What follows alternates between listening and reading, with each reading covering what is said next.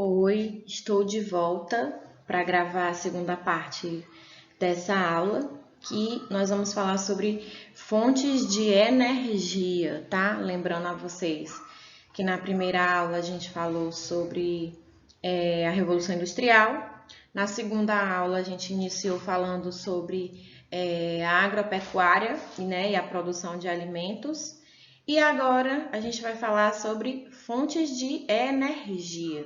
Então, percebam que a partir do momento em que acontece a revolução, né, a modificação na forma de produzir, a revolução industrial, ela também vai afetar outras áreas, não só a produção de mercadorias, né? A gente tem aí também no ramo da agricultura e da pecuária uma modificação da forma de produzir. E nós vamos falar também que com a Revolução Industrial surge também cada vez mais a necessidade de se utilizar fontes de energia, né? Lembrando que começamos com o carvão mineral, depois a gente passa na segunda revolução para a eletricidade e o petróleo, né? E hoje a gente tem outras fontes de energia que são conhecidas como as energias renováveis, né?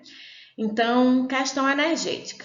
Desde a primeira revolução industrial, os recursos energéticos ganharam, repetir aí, desculpa a palavra ganharam destaque na economia e nas questões políticas. A gente sabe que quem tem dentro do seu território fontes de energia, né, tem como se fosse um trunfo na mão, né? E pelo fato de o petróleo ser um dos produtos mais procurados, uma das fontes de energia mais utilizadas no mundo, ela também é usada como uma moeda de troca, né? É o ouro negro considerado. E a região do planeta onde mais se encontram reservas de petróleo, a gente sabe que é o Oriente Médio, né? E aí a gente sempre está de olho no que acontece na exploração desse mineral. O aumento do consumo foi acompanhado pela diversificação da matriz energética mundial, à medida que os processos tecnológicos avançavam, né? Então, cada vez mais que a gente avança, a gente vai aí em busca de novas fontes de energia. Atualmente, a matriz energética envolve fontes renováveis e não renováveis. Isso daqui vocês já com certeza sabem o significado, mas não custa nada a gente falar um pouquinho mais sobre, né? Então vamos lá. As fontes renováveis. As energias renováveis obtêm-se a partir de fontes naturais, cujas reservas estão constantemente a regenerar-se e por isso apresentam reservas virtualmente inesgotáveis, né? São também conhecidas como alternativas, pois, para além de terem uma disponibilidade garantida, não são poluentes. Então, são, digamos, as mais indicadas, né? As fontes renováveis são boas fontes de geração de energia, pois são inesgotáveis e não poluem o ambiente, que é uma coisa muito importante, né? Para nós, nos últimos anos, principalmente.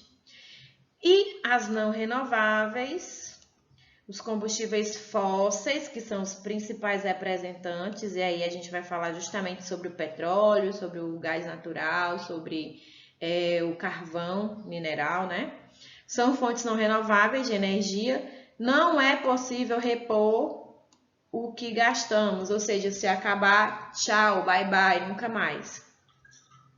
Em alguns momentos vão acabar, e podem ser necessários milhões de anos de evolução semelhante para poder contar novamente com eles. São aqueles cujas reservas são limitadas, ou seja, tem um limite, né? E estão a ser devastadas com a sua utilização. As principais são o petróleo, o gás natural e o carvão, né? São os principais exemplos de combustíveis não renováveis e também considerados combustíveis fósseis. Por que combustíveis fósseis? Porque eles tiveram origem na decomposição da matéria orgânica, né? Dos antigos seres vivos que viveram no nosso planeta há milhares de anos atrás, tá bom?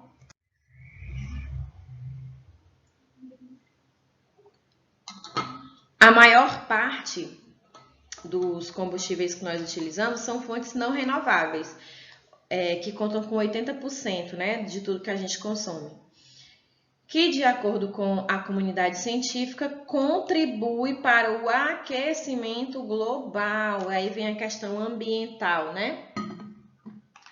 De acordo, o Acordo de Paris, assinado em 2015, com 194 países, objetiva limitar o aumento da temperatura mundial a 2 graus centígrados e, se possível, a 1,5 graus centígrados até 2100, né? O que isso tem a ver? Bom, foi um encontro realizado com vários especialistas na área de aquecimento global, que eles têm observado que com a utilização dos combustíveis fósseis, cada ano que passa a temperatura do nosso planeta ela está se elevando e com isso causando vários impactos em vários ecossistemas ambientais ao redor do mundo, né? Desde os corais no oceano, o embranquecimento dos corais, os recifes de corais, que a gente chama, esse embranquecimento é a morte, né, deles, porque quando a temperatura da água do oceano se eleva a mais de 25 graus, acaba causando a morte desses corais, tá? Como também a observação do derretimento das calotas polares, que tem aumentado o nível dos mares, né? E isso pode causar a inundação de áreas litorâneas, ou seja, muitos lugares podem ser varridos do mapa, inundados literalmente, né? Como a lenda da Atlântida perdida, né? Então, a comunidade científica ela tem se preocupado bastante com esse tema, né? Então, resolveram aí criar alguns acordos e fazer com que os países se comprometam em diminuir a emissão desses gases poluentes na atmosfera, para que, consequentemente, haja uma redução da temperatura do planeta, ou seja, pelo menos diminuir, né, a quantidade, os graus em que essa temperatura ela pode vir a se elevar, tá? Então, os países que ratificaram o acordo deverão reduzir a emissão dos GES, ou seja, dos gases do efeito estufa, por meio da adoção de fontes de energias renováveis, redução do desmatamento e mudanças nos processos produtivos. Então, assim, gases do efeito estufa. Só lembrando, o efeito estufa é um efeito natural do nosso planeta que mantém uma temperatura constante, né, aqui na Terra, tá? Então, por meio da diminuição, né, do uso de energias de combustíveis fósseis, que são os mais poluentes, os que mais emitem gases do efeito estufa, né? A redução também do desmatamento, porque a gente sabe que a retirada das florestas, da vegetação natural, também contribui para o aumento da temperatura do planeta, porque as árvores elas são os principais produtores de oxigênio, e também, né, procurar realizar mudanças nos processos produtivos, justamente alterar a forma ou os combustíveis que são utilizados para a questão da produção de alimentos, da produção de mercadorias. Aí a gente vem para a questão dos bonitões, né? Os bambambam da história. China e Estados Unidos, que são alguns dos maiores poluidores do planeta, né? Deixaram o acordo, saíram do acordo em 2017, ou seja, tô nem aí, vou produzir do jeito que eu quiser, não vou mudar o meu tipo de combustível, não vou estar me preocupando com tal da energia renovável, porque a economia é a principal, é o que mais importa, né? Então, quem são os maiores poluidores? China, Estados Unidos, Índia, Rússia, Japão e os países da União Europeia. Ou seja, que são aqueles que mais são industrializados, são os países mais industrializados. Né? E a Índia, ela tem iniciado o seu processo de industrialização, e a gente sabe que também é considerado um país subdesenvolvido, né? E que ainda precisa melhorar muito com as questões ambientais, até porque não tem muitas leis ambientais na Índia e nem na China também, porque o foco é desenvolvimento, tá? Então, é uma tentativa de fazer com que haja uma redução nesse acelerado processo Desculpa, gente. Nesse acelerado processo de aquecimento global que o nosso planeta tem enfrentado, segundo muitos cientistas, devido ao fato de nós termos intensificado o uso dos combustíveis fósseis e lançado gases que contribuem para o aumento do efeito estufa e, consequentemente, um aumento mais significativo e acelerado da temperatura do nosso planeta, ok? Espero que todo mundo tenha entendido, né? Eu vou mostrar aqui para a gente agora um pouquinho sobre as fontes renováveis de combustível, né? Ou de fontes de energia renováveis. Quais são as alternativas que nós temos, então, para substituir essas fontes que não se renovam? Se acabar, tchau, né? Bye, bye.